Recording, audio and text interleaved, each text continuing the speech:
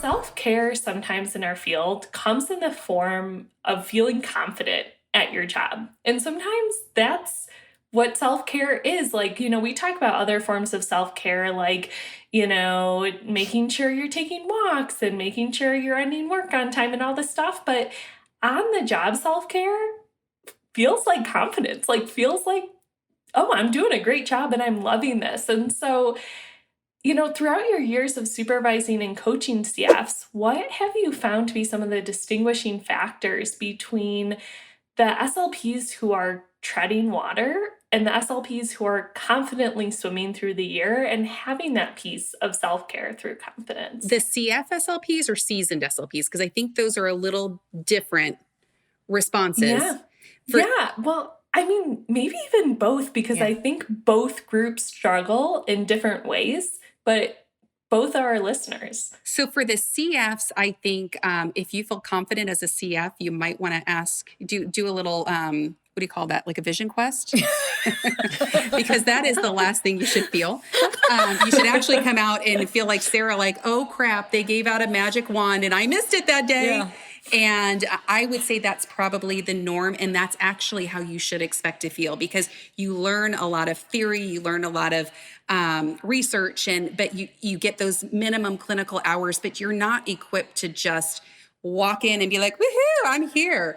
And so as both a CF mentor in the past and a lead SLP in the past, I will say that you're probably setting yourself up for failure if you're too confident. And I've seen that. I've seen that in CFs that just think that, well, I have my master's degree and you will call me speech language pathologist and blah, blah, blah, blah, blah. And I'm like, oh, okay, let's slow your roll just a little bit. And let's talk about where you're at and why maybe a kindergarten teacher who has been teaching for 25 years has just as much experience with language and speech right now as you do coming out of school, and probably knows a little bit more at this point. So it's more about really understanding that you have had an awesome foundation. I think as that is one of the great things in our field, that we do come out of school with an actionable career that we have a good foundation for.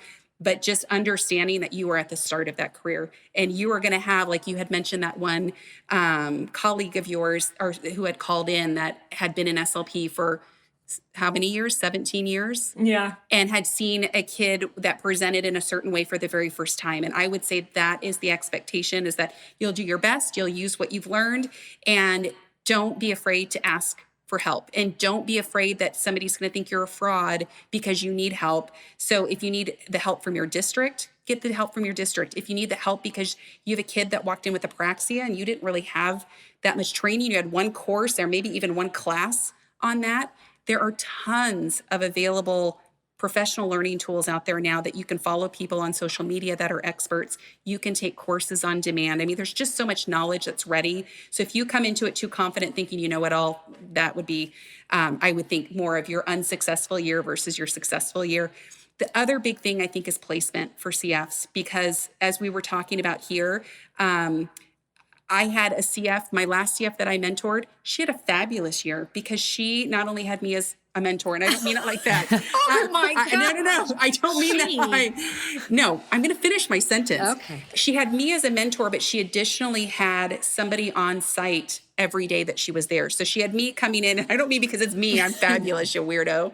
But you are. No, I just mean that she had somebody she could connect in with every day. So that was super cool. So find a resource beyond your CF. And I had that in my CF too. I think I talked to my side resource, my side piece, more than I talked to my main mentor. So find those people, because there are always people that are super generous in their knowledge. And then really look at your placement, because that CF that I had that had 40 students versus I know in the district we worked in, if you were a contract therapist, we treated that as, well, you're here just to fill the job that needs. And so that job might be 65, not 40. So if that's important for you as your first year of really wanting to hone in on like a caseload size, interview the people who are interviewing you and find out those things in advance, and find what will make sense for what your personal needs are starting this career.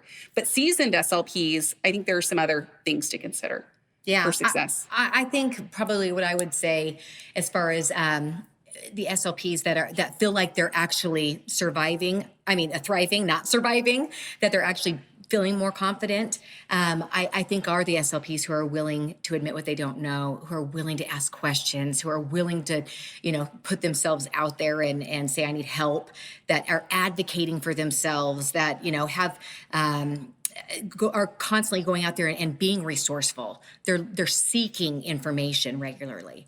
Our field is fairly new in the scheme of things, and so there's new research coming out all the time.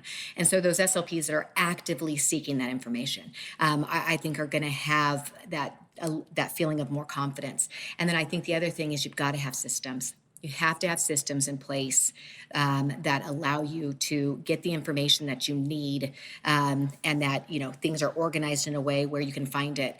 You're not going to feel super confident walking into an IEP meeting if you have no idea why you wrote the goals you wrote. You have no data to back it up. It's just not. That's not a great feeling. And so you've got to kind of find those systems.